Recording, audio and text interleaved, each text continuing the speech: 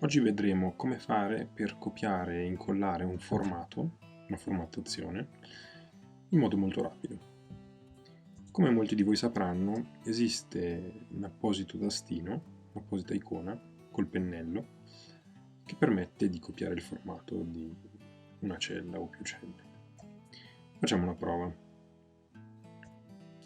Se io voglio copiare il formato di questa riga su un'altra, clicco sul pennello, clicco di nuovo sulla riga che voglio disporre con lo stesso formato, per esempio questa, e l'intera formattazione che ho copiato viene incollata. Però se io avessi voluto farla più volte questa operazione, adesso avrei dovuto cliccare più volte sull'icona del pennello. C'è un modo più veloce? Certo che sì.